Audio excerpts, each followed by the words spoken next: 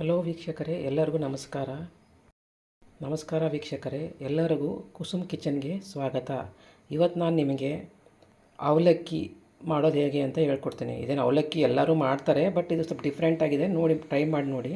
ಇದಕ್ಕೆ ಬೇಕಾಗಿರೋ ಸಾಮಗ್ರಿಗಳು: ಒಂದು ಬಟ್ಲು ಚಿಕ್ಕದಾಗಿ ಹೆಚ್ಕೊಂಡಿರೋ ಕ್ಯಾರೆಟು, ಒಂದು ದೊಡ್ಡದಾಗಿ ಹೆಚ್ಕೊಂಡಿರೋ 2 ಈರುಳ್ಳಿ, ಹೆರ್ಕೊಂಡಿರೋ ಕೊಬ್ಬರಿ, ಒಂದು ಸ್ವಲ್ಪ ಕೊತ್ತಂಬರಿ, ಒಂದು ಸ್ವಲ್ಪ ಹಸಿಮೆಣಸಿನ್ಕಾಯಿ, ಒಂದು ಸ್ವಲ್ಪ ಕರಿಬೇವು, ಲಿಂಬೆಹಣ್ಣು, ಉದ್ದಿನಬೇಳೆ, ಸಾಸಿವೆ, ಜೀರಿಗೆ, ಶೇಂಗಾ, ರುಚಿಗೆ ತಕ್ಕಷ್ಟು ಉಪ್ಪು, ಸ್ವಲ್ಪ ಸಕ್ಕರೆ ಹಾಕಿ ತುಂಬ ರುಚಿಯಾಗುತ್ತೆ ಇದಕ್ಕೆ. ಒಂದು ಸ್ವಲ್ಪ ಅರಿಶಿಣ ಪುಡಿ, ಒಂದು ಸ್ವಲ್ಪ ಹಿಂಗು ಹಾಕೋದು ಮರಿಬೇಡಿ, ಯಾಕಂದರೆ ಅವಲಕ್ಕಿಗೆ ಹಿಂಗೆ ಹಾಕಬೇಕು. ಯಾಕೆ ಸ್ವಲ್ಪ ಗ್ಯಾಸ್ ಆದಂಗೆ ಆಗುತ್ತಲ್ವ, ಸ್ವಲ್ಪ ಹಿಂಗೆ ಹಾಕಿದ್ರೆ ಅಷ್ಟು ಅನಿಸಲ್ಲ. ಅದಕ್ಕೆ ನಾನಿಲ್ಲಿ ಮೀಡಿಯಮ್ ಅವಲಕ್ಕಿ ತೊಗೊಂಡಿದ್ದೀನಿ. ಒಲೆ ಮೇಲೆ ಒಂದು ಬಾಣಲೆ ಕಾಯಕ್ಕೆ ಇಟ್ಬಿಡಿ. ಅದು ಬಿಸಿ ಆದಮೇಲೆ ಇದಕ್ಕೆ ಎಣ್ಣೆ ಹಾಕಿ. ಸ್ವಲ್ಪ ಅವಲಕ್ಕಿಗೆ ಸ್ವಲ್ಪ ಎಣ್ಣೆ ಜಾಸ್ತಿ ಬೇಕಾಗುತ್ತೆ. ಈ ಕ್ಯಾರೆಟ್ ಹಾಕಿ ಅವಲಕ್ಕಿ ಒಂದು ಟ್ರೈ ಮಾಡಿ ನೋಡಿ, ತುಂಬಾ ರುಚಿಯಾಗುತ್ತೆ. ಮತ್ತು ಮಕ್ಕಳು ಯಾರು ಕ್ಯಾರೆಟ್ ತಿನ್ನಲ್ಲ ಅಂತಾರಲ್ಲ, ಇದರಲ್ಲಿ ಇಷ್ಟಪಟ್ಟು ತಿಂತಾರೆ. ಒಂದು ಟ್ರೈ ಮಾಡಿ ನೋಡಿ.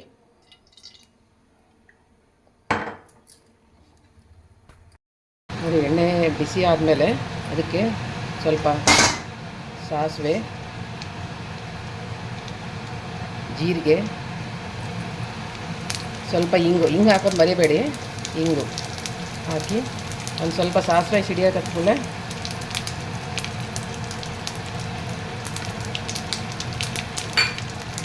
ಸಾಸಿವೆ ಸಿಡಿದ ಮೇಲೆ ಇದಕ್ಕೆ ಒಂದು ಸ್ವಲ್ಪ ಶೇಂಗಾ ಹಾಕಿ. ಶೇಂಗಾ ಒಂದು ಸ್ವಲ್ಪ ಲೋ ಫ್ಲೇಮಲ್ಲಿ ಫ್ರೈ ಮಾಡ್ಕೊರಿ. ಸ್ವಲ್ಪ ಶೇಂಗಾ ಫ್ರೈ ಆಗಬೇಕು. ಸ್ವಲ್ಪ ಶೇಂಗಾ ಫ್ರೈ ಆದಮೇಲೆ ಇದು ಸ್ವಲ್ಪ ಉದ್ದಿನಬೇಳೆ ಹಾಕ್ಕೊರಿ. ಉದ್ದಿನಬೇಳೆ ಹಾಕಿ ತುಂಬ ರುಚಿಯಾಗುತ್ತೆ. ಸ್ವಲ್ಪ ಉದ್ದಿನಬೇಳೆ ಹಾಕ್ಕೊರಿ. ಇದಕ್ಕೆ ಉದ್ದಿನಬೇಳೆ ಹಾಕ್ಕೊಂಡು ಸ್ವಲ್ಪ ಉದ್ದಿನಬೇಳೆ ಬೆನಿಬೇಕು. ಸ್ವಲ್ಪ ಈಗ ಶೇಂಗಾ ಮತ್ತು ಉದ್ದಿನಬೇಳೆ ಸ್ವಲ್ಪ ಫ್ರೈ ಆದಮೇಲೆ ಇದಕ್ಕೆ ಸಣ್ಣದಾಗಿ ಹೆಚ್ಕೊಂಡಿರೋ ಹಸಿಮೆಣಸಿನ್ಕಾಯಿ, ಸ್ವಲ್ಪ ಕರಿಬೇವು,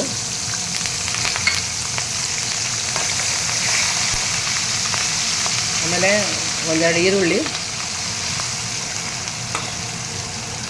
ಸ್ವಲ್ಪ ಹೈ ಫ್ಲೇಮ್ ಇಟ್ಕೊಂಡು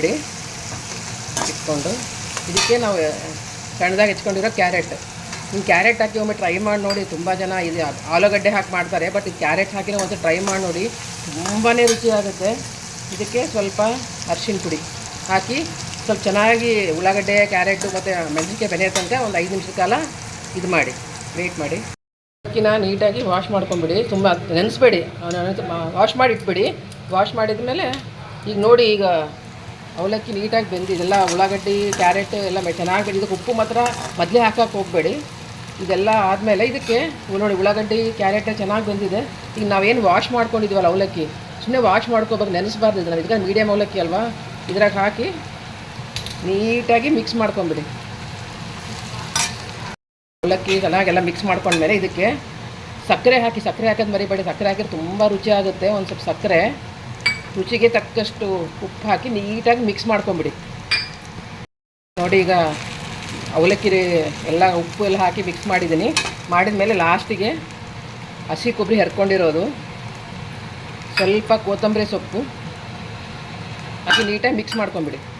ನೋಡಿ, ಈಗ ಬಿಸಿ ಆದ ಅವಲಕ್ಕಿ ರೆಡಿಯಾಗಿದೆ. ಈ ರೀತಿ ಒಂದು ರೀತಿ ಕ್ಯಾರೆಟ್ ಹಾಕಿ ಟ್ರೈ ಮಾಡಿ ನೋಡಿ, ತುಂಬಾ ರುಚಿ ಆಗುತ್ತೆ. ಮಕ್ಕಳಾಗಲಿ ದೊಡ್ಡವರಾಗಲಿ ತುಂಬ ಇಷ್ಟಪಟ್ಟು ತಿಂತಾರೆ. ಇದು ಲಾಸ್ಟಿಗೆ ಒಲೆ ಆಫ್ ಮಾಡಿ ಇದಕ್ಕೆ ಒಂದು ಲಿಂಬೆಹಣ್ಣು ಹಿಂಡ್ಕೊಂಡು ಮಿಕ್ಸ್ ಮಾಡ್ಕೊಂಬಿಡಿ. ಬಿಸಿಯಾದ ಅವಲಕ್ಕಿ ಅಥವಾ ಪೋಹ ರೆಡಿಯಾಗಿದೆ. ಒಂದ್ಸಲ ಟ್ರೈ ಮಾಡಿ ನೋಡಿ. ನಿಮ್ಗೆ ಇಷ್ಟ ಆದರೆ ಕಮೆಂಟ್ ಸೆಕ್ಷನಲ್ಲಿ ಹೆಂಗಾಗಿದೆ ಅಂತ ಹೇಳಿ ಸಬ್ಸ್ಕ್ರೈಬ್ ಮಾಡಿ. Thank you for watching channel.